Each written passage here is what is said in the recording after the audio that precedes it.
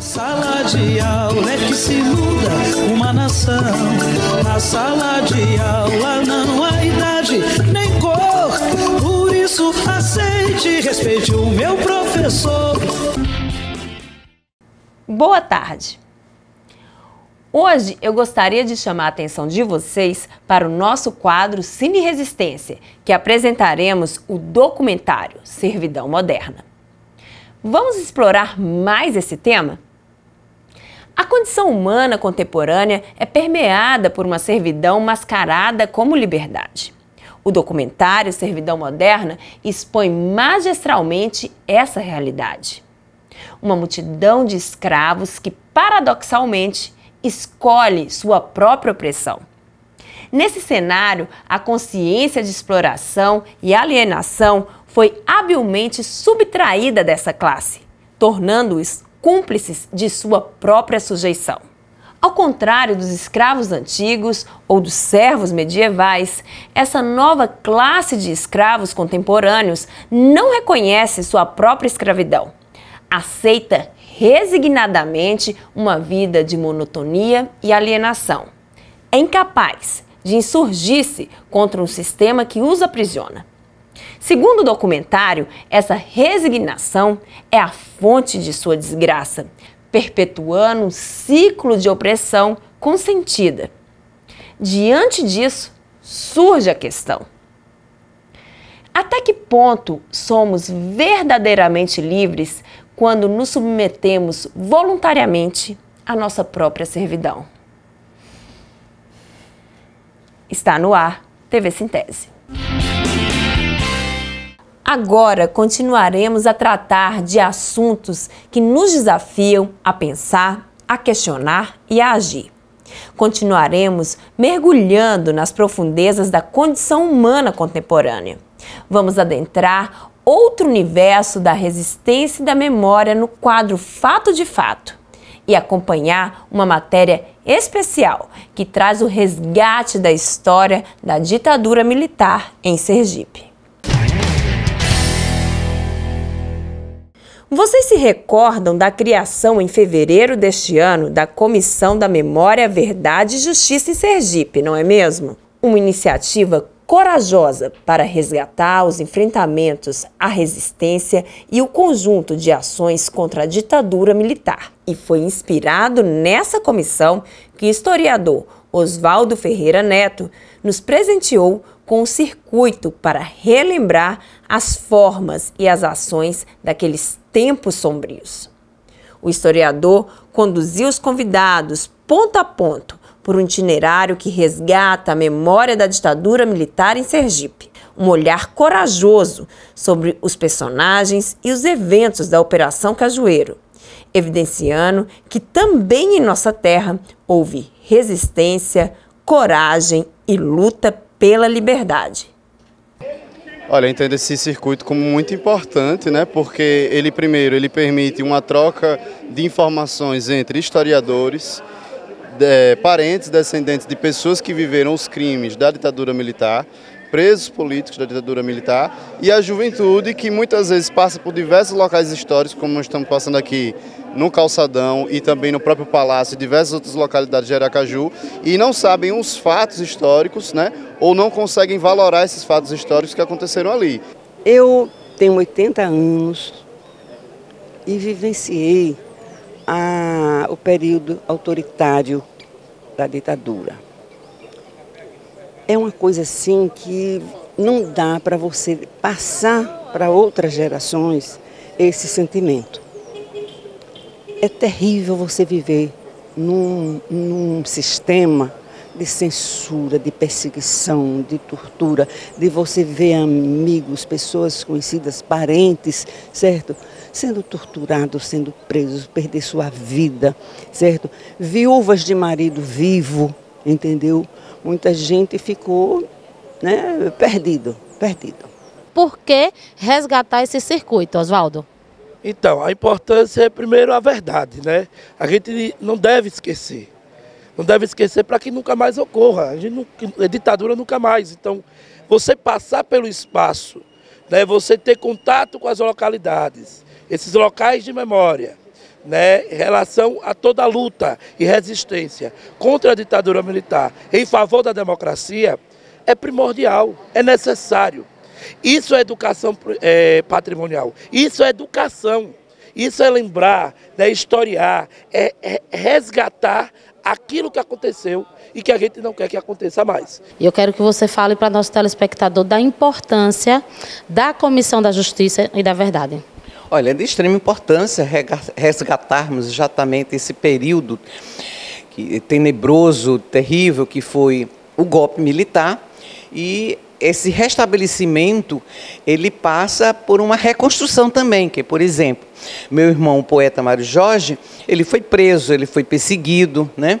Ele morre muito cedo, com 26 anos. A nossa casa sempre foi uma casa de acolhimento aos perseguidos pelo golpe militar, e, no entanto, eu não dei nenhum depoimento na Comissão da Verdade, e o nome do poeta Mário Jorge não consta na Comissão da Verdade. Então, restabelecer o poeta, né, o intelectual Mário Jorge, como um militante de esquerda e que resistiu e que foi perseguido pela ditadura militar, eu acho que é de extrema importância. E eu acredito que deveria ser um dever, nós como cidadão, buscar conhecer o passado, porque se a gente vive o presente e conhecer o passado é como caminhar no escuro, né? Diz a frase. Essa matéria é mais um exemplo vívido que a resistência é uma chama que jamais deve ser extinta. Afinal, não existem correntes nem cadeados capazes de aprisionar o sonho de liberdade.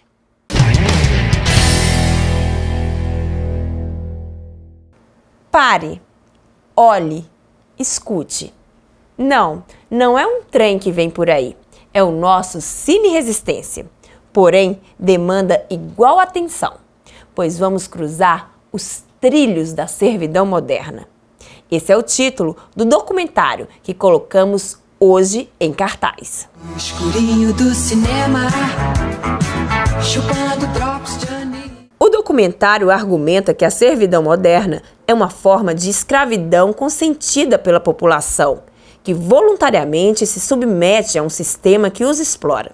As pessoas compram mercadorias que as escravizam ainda mais e buscam trabalhos alienantes, aceitando a dominação em troca de segurança. Essa condição só é possível pela falta de consciência da exploração e alienação. Ao contrário dos períodos históricos anteriores, a classe atualmente escravizada não reconhece sua condição e não se rebela contra ela. Em vez disso, resignam-se à vida que lhes é imposta, gerando sua própria desgraça pela renúncia e resignação. A falta de consciência e a aceitação passiva são as principais características dessa tragédia moderna. Este documentário fantástico está disponível gratuitamente no YouTube. Basta colocar o título, Servidão Moderna. Ah, mas vê se toca, tá? No escurinho do cinema, chupando drops de anil. Hoje, no Nossa Luta de Cada Dia, nós vamos conversar com a vice-presidenta do Sintese, professora Ivônia Ferreira. Roda a vinheta.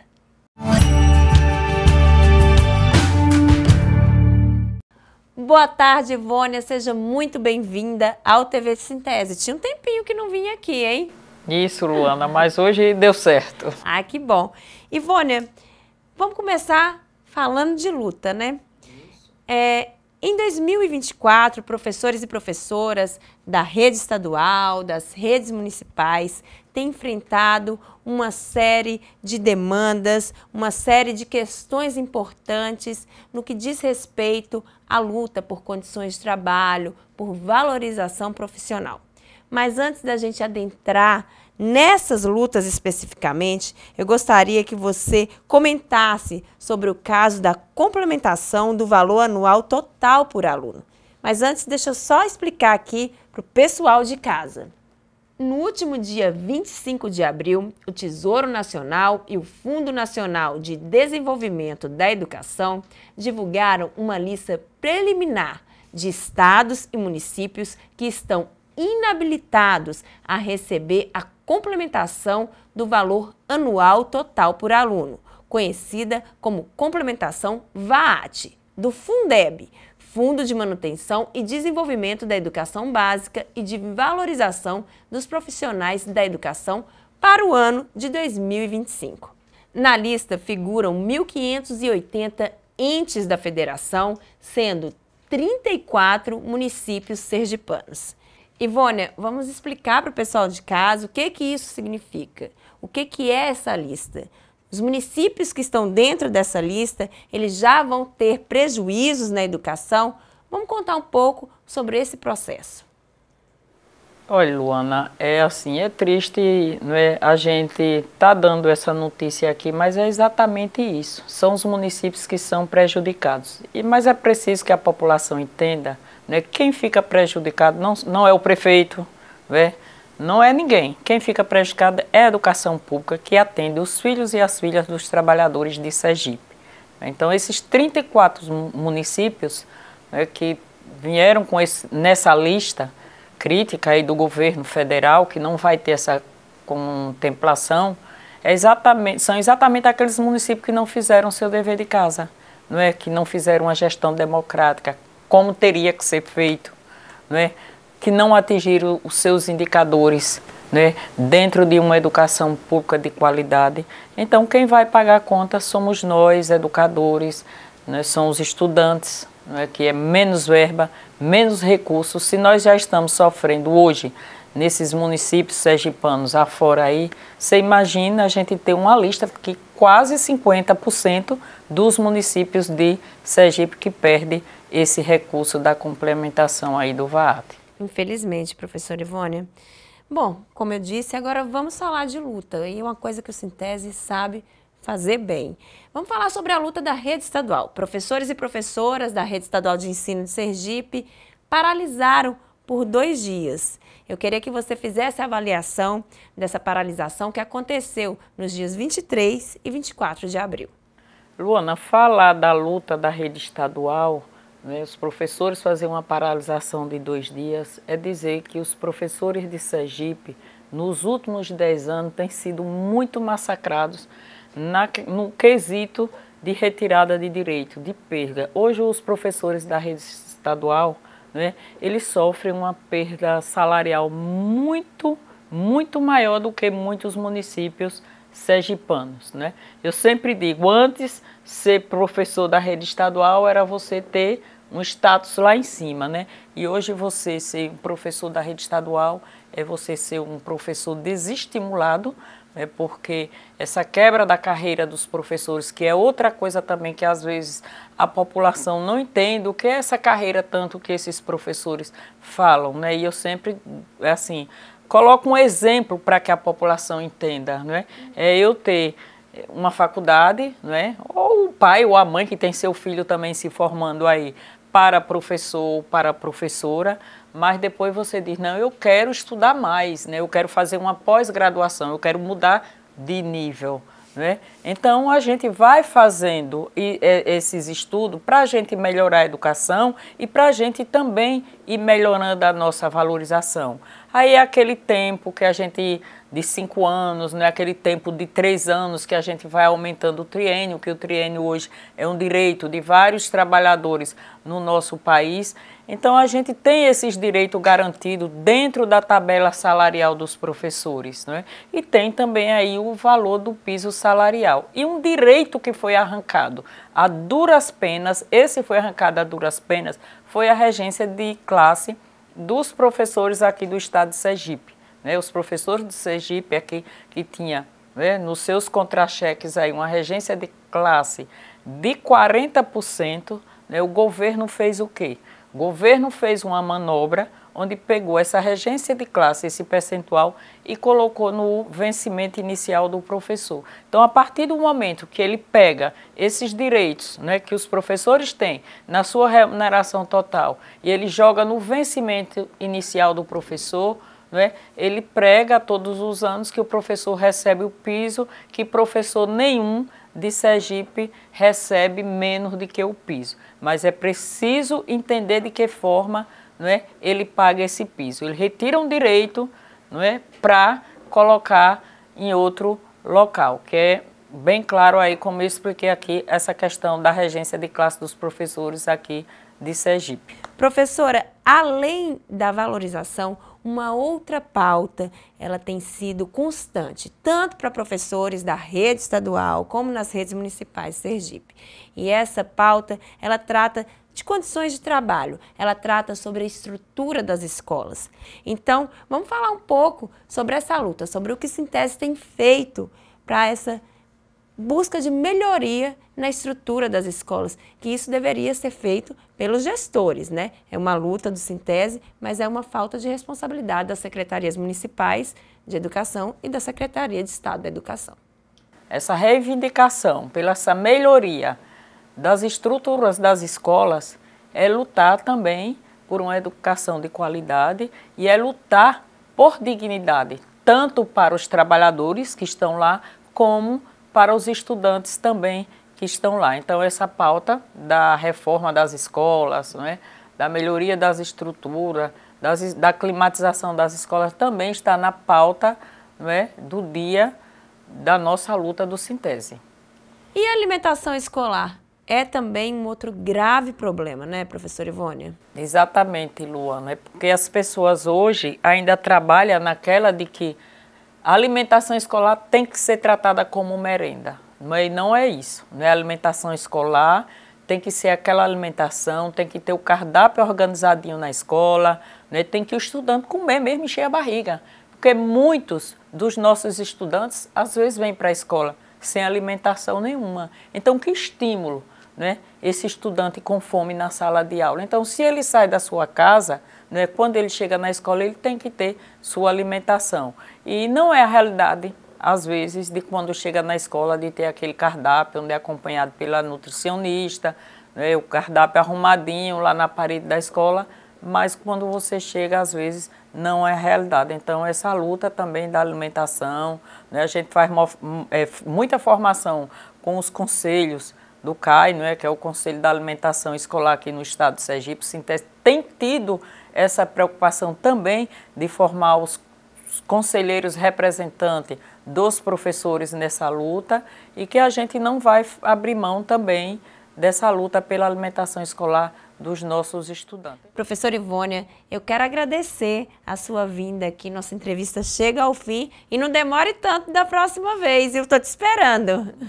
Eu que agradeço, Luana, mais uma vez, né, esse espaço aqui é um espaço onde a gente tem a liberdade aqui de estar tentando dialogar com a população, né? Aproveitar e mandar um beijo para meus alunos, porque toda vez que eu venho para esse programa, eles printam e mandam para mim. Isso mesmo. Muito obrigada.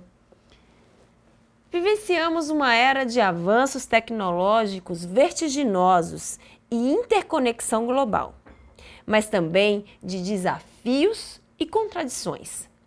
Pois ao mesmo tempo em que temos diários eletrônicos implantados nas escolas, não temos auxílio internet para os professores. Enquanto dezenas de aparelhos de ar-condicionado mofam nos almoxerifados, nas escolas públicas, estudantes passam calor infernal. As salas ficaram conhecidas como saunas de aula.